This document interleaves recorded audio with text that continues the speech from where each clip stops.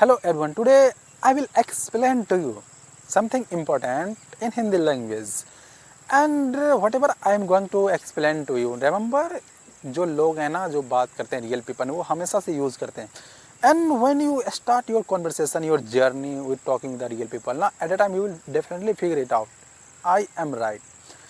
तो कुछ advance phrases हैं, वोकेबलरी है जो कि आपको सीखना चाहिए, अंडरस्टैंडिंग होना चाहिए।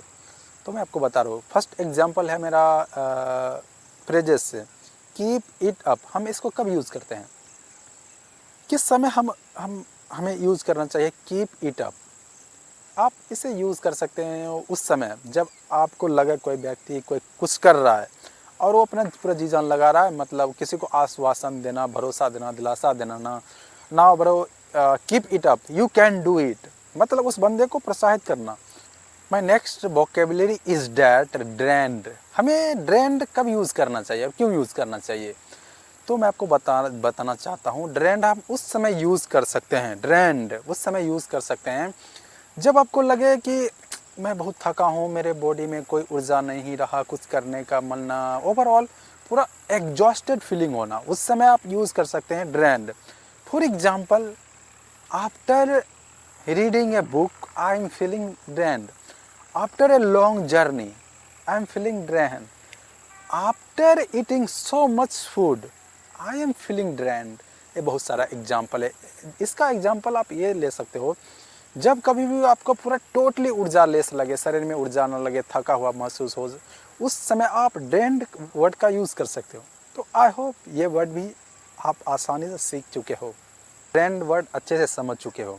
अब मैं बताने जा रहा हूँ ग्रॉगी।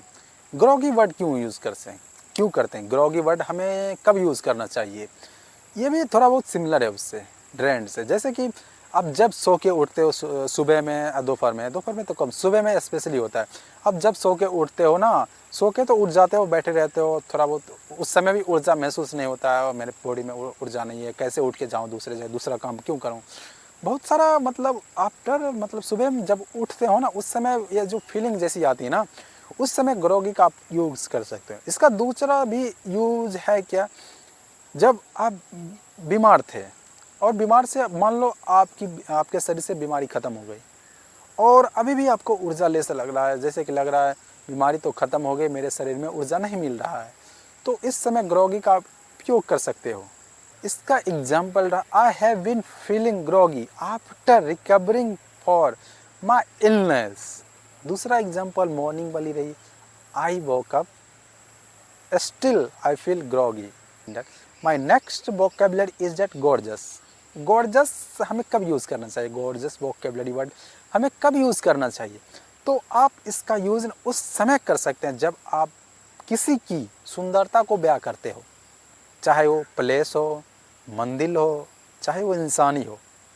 तो एग्जाम्पल ये रहा आपका, your look so gorgeous, the place is so gorgeous, मतलब ओवरऑल ये किसी की सुंदरता को बयां करना है। अगर आपको किसी की सुंदरता को बखानना हो, बयां करना हो, तो आप इसका यूज़ कर सकते हो। और why not, I have been using this vocabulary so many times and I also realized that people always use gorgeous। ये वर्ड ही ऐसा है भाई, किसी की सुंदरता कौन नहीं बयां करना चाहेगा, चाहे वो इंसान हो, चाहे प्लेस हो, चाहे मंदिर हो, जैसे कि मैंने आपको बताया। तो I hope you understand well. Now my last idiom is that I am feeling under the weather. अब ये अंडर द वेदर क्या हो गया भाई, तो आपको बता देता हूँ। ये अंडर द वेदर का उपयोग आप तब कर सकते हैं जब आप बीमार हो, आपका स्वास्थ्य अच्छा ना हो। फॉर एग्जाम्पल, आप ये कह सकते हैं, जैसे कि हिंदी में एग्जाम्पल है, आज मेरा तबीयत ख़राब है, आज मेरा मन नहीं अच्छा, तो आप यूज़ कर सकते हो, I am feeling under the weather today, I am feeling under the weather. ये तो आज का हो गया। अगर आप पास्ट की बात करो, कल आपकी तबीयत सही ख़राब था, तो आप यूज़ कर सकते हो, I was feeling under the weather. और भाई फ्यूचर का तो पता नहीं, आप बीमार हो गए, आज सही हो गए, तो मोस्टली आप प्रेजेंट और पास्ट का कर सकते हो। Today I am feeling under the weather, yesterday I was feeling under the weather. इसका ये मतलब है, अगर आप बीमार हो तो आप इसका यूज़ करो। Okay, I hope you got all my points. Basically, bro, honestly, bro, whatever I told you, explained to you, now it is important. Not only who wants to improve his communication skill.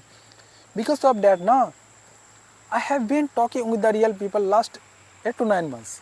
I got much experience from there, and I found that they always use this vocabulary phrases idiom.